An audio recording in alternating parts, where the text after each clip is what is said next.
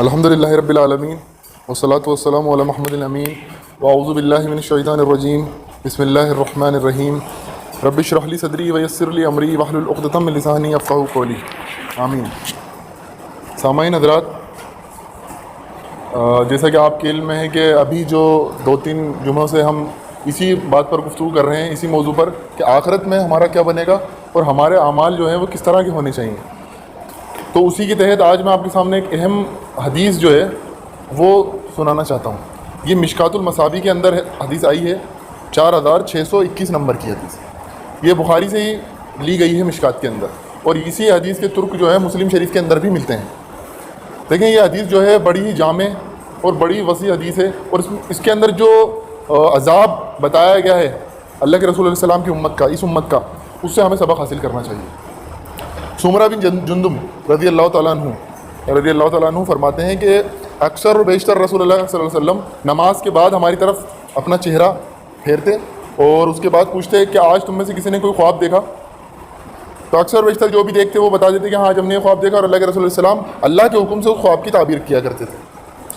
اب ایک مرتبہ اللہ کے رسول علیہ السلام جب یہ حدیث بیان کر رہے ہیں سمرہ بن جندب کہ اللہ کے رسول علیہ السلام نے ہماری طرف رخ انور کرا اور اس کے بعد پوچھا کہ کسی نے کوئی خواب دیکھا؟ تو معجزہ اس دن یہ ہوا کہ کسی نے بھی کوئی خواب نہیں دیکھا۔ سب صحابہ اکرام نے کہا کہ نہیں، کوئی خواب نہیں دیکھا، لیکن اللہ کے رسول علیہ السلام نے کہا آج میں نے ایک خواب دیکھا ہے۔ تو اس عنوان کا جو آج کا عنوان ہے یہ بھی ہے کہ اللہ کے رسول علیہ السلام کا ایک خواب۔ تو اللہ کے رسول علیہ السلام نے کہا کہ میں نے آج ایک خواب دیکھا ہے۔ اس خواب کے اندر اللہ کے رسول علیہ السلام کی اس خواب میں امت مسلمہ کا کہ جو برے اور خبیث لوگ ہیں اور جو برے کام کرتے ہیں جو کہ آگے بیان ہوں گے، ان کا عذاب دکھایا ہے، اور اس سے عبرت حاصل ہمیں کرنی چاہیے۔ اللہ کے رسول ارشاد فرماتے ہیں کہ رات کو خواب میں میرے سامنے 2 شخص آئے۔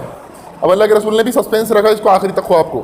لیکن اللہ کے رسول بھی جب بات کرتے تھے ایسی کرتے تھے کہ انٹرسٹنگ ہو، آدمی کے اندر وہ للک پیدا ہو کہ واقعی کیا بات ہے۔ تو اللہ کے رسول نے نام نہیں بتایا ان 2 شخص کے، بس یہ کہا 2 شخص آج میرے خواب میں آئے اور وہ مجھے لے کے ایک مقدس سرزمین میں چلے گئے، مقدس سرزمین میں لے گئے مجھے۔ وہاں میں نے دیکھا کہ ایک شخص ہے جو دوسرے شخص کا یہاں سے لے کے یہاں تک کا جبڑا چیرتا ہے، اور جب وہ اس طرف کا جبڑا چیرنے پر آتا ہے تو یہ جبڑا اپنے آپ اس کا جڑ جاتا ہے، اور پھر جب اس طرف کا چیر کے چکتا ہے اور ادھر چیرنے کے لیے آتا ہے تو ادھر کا واپس جڑ جاتا ہے۔ تو اللہ کے رسول علیہ السلام نے کہا یہ کیا ماجرا ہے؟ تو ان 2 شخص نے کہا کہ یہ عمل اس کے ساتھ قیامت تک ہوتا رہے گا، آپ آگے چلیں۔ بتایا نہیں کیا معاملہ ہے۔ جیسے آپ نے حضرت موسیٰ اور حضرت خضر کا واقعہ بھی سنا ہوگا علیہ السلام، حضرت موسیٰ اور حضرت خضر علیہ السلام کا واقعہ بھی آپ نے سنا ہوگا، اس سے ملتا جلتا آپ کو یہ واقعہ لگے گا۔ پھر اس کے بعد اللہ کے رسول علیہ السلام کو وہ 2 شخص آگے لے کے چلے، اور وہاں آگے چلے تو وہاں دیکھتے ہیں کہ ایک شخص ہے جو بڑا بھاری بھرکم پتھر، ایک آدمی لیٹا ہوا ہے، اس کے سر کے اوپر زور سے مار رہا ہے، اور وہ پتھر اس کے سر پہ پڑتا ہے، اس کا سر پچک جاتا ہے پوری طرح سے، اور وہ پتھر لڑک کر آگے چلا جاتا ہے۔ اور وہ شخص جب اس پتھر کو واپس لینے کے لیے جاتا ہے، اتنے میں اس کا چہرہ جو ہے واپس ٹھیک ہو جاتا ہے، اس کا سر واپس ٹھیک ہو جاتا ہے، اور پھر اس کے ساتھ وہی معاملہ پیش آتا ہے کہ اس کے سر پر وہ پتھر مارا جاتا ہے، اور پھر وہ لڑک کے چلا جاتا ہے، اور یہ عمل اس کے ساتھ قیامت تک ہوتا رہے گا۔ پھر اللہ کے رسول علیہ السلام نے پوچھا کیا معاملہ ہے؟ تو اللہ کے رسول علیہ السلام سے ان 2 شخص نے کہا کہ آپ آگے چلیں۔ پھر اس کے بعد اللہ کے رسول علیہ السلام کو ایک تندور دکھا۔ اس تندور کے اندر اللہ کے رسول علیہ السلام ارشاد فرماتے ہیں کہ میں نے کچھ مرد اور عورت کو برہنہ ننگی حالت کے اندر پایا کہ وہ تندور کی جب آگ بھڑکتی تھی تو اس میں سے وہ نکلتے تھے، گویا کہ ایسا لگتا تھا کہ اب یہ نکل جائیں گے اس سے باہر، لیکن جیسے ہی وہ نکلنے کی کوشش کرتے فوراً ہی وہ تندور کی آگ کم ہوتی اور واپس اس کے اندر چلے جاتے۔ اللہ کے رسول علیہ السلام نے پوچھا کہ یہ کیا معاملہ ہے ان کے بارے میں؟ تو ان 2 شخص نے کہا اللہ کے رسول آپ آگے چلیں۔ پھر ایک نہر کے پاس پہنچے جو کہ خون کی نہر تھی۔ اس نہر کے پاس پہنچے تو ایک شخص اس نہر کے اندر، خون کی نہر کے اندر پھنسا ہوا تھا۔ یہ عذاب دکھایا جا رہا ہے جو کہ آخرت میں ہوگا ان لوگوں کے ساتھ جو کہ یہ بدماشیاں کرتے ہیں جو آگے بیان ہوں گی۔ پھر ایک بیچ میں نہر، خون کی نہر کے بیچ میں ایک شخص پھنسا ہوا ہے، وہ باہر نکلنے کی کوشش کرتا ہے، دوسرا شخص اس کے منہ پہ پتھر مارتا ہے، وہ واپس جا کے بیچ کے اندر نہر میں پھنس جاتا ہے۔ پھر وہ نکلنے کی کوشش کرتا ہے، پھر اس کے منہ پہ پتھر مارا جاتا ہے، پھر وہ لڑکتا ہوا نہر کے اندر بیچ میں چلا جاتا ہے، بالکل درمیان میں۔ پھر اللہ کے رسول پوچھتے ہیں کیا ماجرا ہے؟ وہ 2 شخص کہتے ہیں کہ اللہ کے رسول آپ آگے چلیں۔ پھر ایک باغ میں پہنچتے ہیں تو وہاں باغ میں دیکھتے ہیں ایک پیڑ کے درخت کے کنارے، درخت کے ایک بوڑھے شخص بیٹھے ہوئے ہوتے ہیں اور کچھ بچے آس پاس ان کے کھیل رہے ہوتے ہیں۔ پھر وہ 2 شخص جو تھے وہ ایک دوسرے آدمی کی طرف بھی متوجہ کرواتے ہیں، وہاں پر ایک آدمی تھے جو کہ آگ جلا رہے ہوتے ہیں۔ پھر وہ 2 شخص جو تھے اللہ کے رسول کو ایک پیڑ کے اوپر لے کے چڑھ جاتے ہیں، تو وہاں پر ایک بہت خوبصورت محل انہیں دکھایا جاتا ہے۔ اللہ کے رسول کہتے ہیں اس سے خوبصورت محل میں نے آج تک کبھی نہیں دیکھا، اس سے خوبصورت گھر کبھی میں نے نہیں دیکھا۔ تو اس خوبصورت گھر کے اندر کچھ نوجوان، بچے، بوڑھے، خواتین ہوتے ہیں۔ پھر اللہ کے رسول علیہ السلام کو وہاں سے نکالتے ہیں اور اس سے بھی بلند مقام کے ایک گھر پہ لے جاتے ہیں، وہ اس سے بھی زیادہ خوبصورت ہوتا ہے، وہاں پر کچھ بوڑھے اور نوجوان دکھائے جاتے ہیں۔ پھر اللہ کے رسول علیہ السلام ارشاد فرماتے ہیں کہ اب یہ آگے اس کا خلاصہ بیان ہو رہا ہے. اللہ کے رسول ارشاد فرماتے ہیں کہ مجھے یہ بتاؤ تم رات بھر مجھے لے کے پھر رہے ہو, یہ ماجرا کیا ہے؟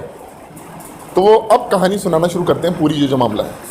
وہ کہتے ہیں اللہ کے رسول جس شخص کو آپ نے شروع میں دیکھا تھا جس کے جبڑے چیرے جا رہے تھے وہ شخص تھا جو کہ دنیا میں جھوٹ بولا کرتا تھا, اور اس کا جھوٹ ایسا ہوتا تھا کہ وہ جھوٹ آگے پھیلتا جاتا تھا اور اس کے عذاب میں بڑھوتری ہوتی جاتی تھی. ظاہر سی بات ہے, اللہ نہیں کرے معاذ اللہ ثم معاذ اللہ اگر میں یہاں سے کوئی جھوٹ بول جاؤں اور آپ اس کو سن لیں, آپ اس پر عمل کریں, اپنے گھر والوں کو بھی اس پر عمل کروانا شروع کر دیں, تو آپ معاذ اللہ ثم معاذ اللہ آپ کے عذاب میں تو آپ کو تو ملنا ہی ہے, مجھے آپ سب کا سب سے زیادہ عذاب ملے گا. اللہ ہمیں بچائے اس بات سے, اللہم اجرنی من النار. یہ میں نے ایک اشارہ اس لیے کرا ہے کہ اکثر اور بیشتر یہ جھوٹ بولے جاتے ہیں, حدیث کے حوالے سے بولے جاتے ہیں, جھوٹی حدیثیں پیش کر دی جاتی ہیں. اللہ کے رسول نے ارشاد فرمایا کہ جس نے میری طرف کوئی جھوٹ باندھا تو وہ اپنا ٹھکانہ جو ہے جہنم میں دیکھ لے.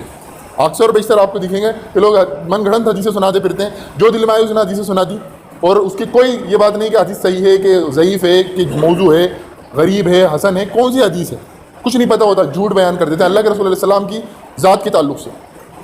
تو اس آدمی کا شخص کا عذاب بتایا گیا جو کہ دنیا میں جھوٹ بولتا ہے اور اس کا جھوٹ پھیلتا جاتا ہے, تو اس کا جبڑا چیرا جائے گا آخرت کے اندر. یہ آپ کے سامنے دیکھیں کتنی سخت بات بیان ہوئی. پھر اس کے بعد دوسرا شخص وہ تھا جو کہ زمین پر لیٹا ہوا تھا اور اس کے سر کے اوپر پتھر مارا جا رہا تھا. یہ کون شخص تھا؟ اس کے بارے میں اللہ کے رسول صلی اللہ علیہ وسلم کو بتایا گیا کہ وہ شخص تھا جس نے قرآن کا علم تو سیکھا لیکن اس کے نہ تو راتیں قرآن کے مجید کے مطابق تھی نہ اس کے دن قرآن مجید کے مطابق تھے. یہ کتنی بڑی بات ہے, قرآن مجید کا علم سیکھنے کی بات ہے. جنہوں نے قرآن مجید کا علم ہی نہیں سیکھا وہ اپنا ٹھکانہ سوچیں کہاں ہو. جنہوں نے سیکھنے کے بعد عمل نہیں کرا ان کے ساتھ یہ معاملہ ہو رہا ہے, اور جنہوں نے سرے سے قرآن مجید کا علم ہی نہیں سیکھا ان کے بارے میں سوچیں ہم کیا معاملہ ہوگا. تو ہمیں چاہیے کہ قرآن مجید کو سمجھیں, قرآن مجید کو پڑھیں اور اس پر عمل کرنے کی کوشش کریں. پھر اس کے بعد جو آگے بیان ہوا کہ وہ جو تندور تھا اس تندور کے اندر جو وہ مرد اور عورت ننگی حالت کے اندر برہنہ حالت کے اندر دکھائی دیے, تو ان دو شخص نے بتایا کہ یہ وہ لوگ ہیں جو دنیا میں زنا کرتے تھے. زانی لوگوں کی یہ سزا ہوگی آخرت کے اندر جنہوں نے زنا کرا ہے. اب ہمارے معاشرے کے اندر دیکھ لیں کتنی فحاشیت اور عریانیت عام ہو چکی ہے, اور اس کے بعد جو زنا کاری ہے یہ بھی کتنی عام ہو چکی ہے. زنا کے اڈے کھلے ہوئے ہیں, اور اس میں یہ کوئی میں مبالغہ نہیں کر رہا ہوں کہ اس میں مسلمان شریک نہیں ہوتے, مسلمان بھی اس میں شریک ہوتے ہیں, اور صرف نام لے وہ مسلمان ہیں. وہ کہتے ہیں نا وراثت میں اسلام انہیں مل چکا ہے اور وہ سوچ رہے ہیں کہ ہم تو مسلمان ہیں, اللہ تبارک تعالیٰ ہمیں بخش دے گا. اللہ تبارک تعالیٰ کا کوئی رشتہ دار نہیں ہے. سب سے بڑی بات ہمیں یہ جان لینا چاہیے, اللہ تبارک تعالیٰ کا کوئی رشتہ دار نہیں ہے, حتیٰ کہ اللہ کے رسول بھی اللہ کے کوئی رشتہ دار نہیں ہے. اللہ تو بے نیاز ہے, اس کو کسی کی ضرورت ہی نہیں ہے. ہمیں ضرورت ہوتی ہے آپس میں ایک دوسرے کی, تو اللہ تبارک تعالیٰ تو کسی کو نہیں چھوڑے گا. پھر تو ہمیں چاہیے کہ ہمیں نا اپنی بھی اصلاح کریں اور دوسروں کو بھی بتانے کی کوشش کریں کہ یہ معاملات آخرت میں ہوں گے. اس کے بعد وہ جو نہر والا معاملہ تھا جس میں نہر میں ایک آدمی پھنسا تھا خون کی نہر کے اندر, اس کا معاملہ یہ بتایا گیا ہے کہ یہ وہ آدمی ہے جو دنیا میں سود کا کاروبار کرتا تھا. یہ سود خور تھا.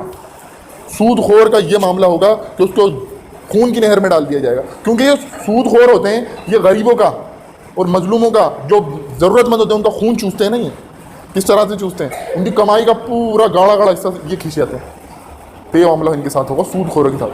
تو ہمیں چاہیے کہ ہمارے کاروبار میں ہمارے کسی اور معاملات میں سود شامل نہ ہو. سود کا بڑا معاملہ ہے. قرآن مجید میں آتا ہے کہ سود خور کا معاملہ ایسا ہے کہ اللہ اور اس کے رسول سے اس نے جنگ کر دی, اور اللہ اور اس کے رسول سے اس کی جنگ ہے جو سود خور ہے.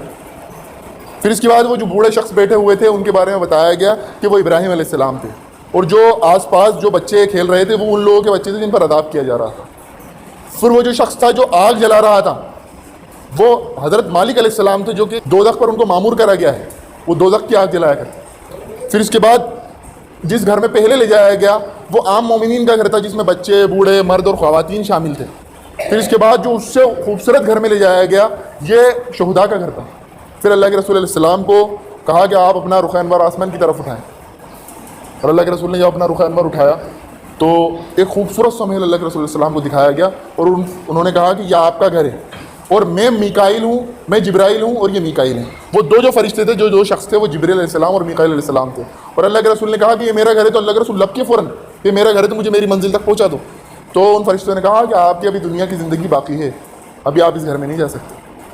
تو یہ رسول علیہ السلام کا خواب میں نے آپ کے سامنے بیان کرا. دیکھیں اس میں کتنی آپ دیکھیں کتنی باریکیاں بیان ہوئی ہیں.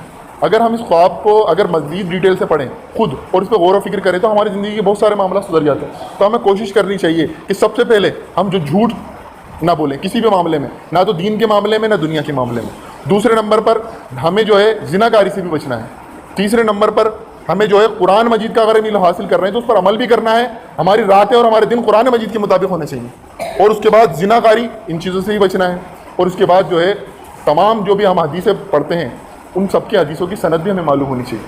دیکھیں ابھی میں نے آپ کے سامنے حدیث بیان کری تو اس حدیث کا میں نے آپ کو نمبر بھی بتایا, اور یہ حدیث آپ جا کے چیک بھی کر سکتے ہیں کہ حدیث صحیح ہے کہ یا ضعیف ہے.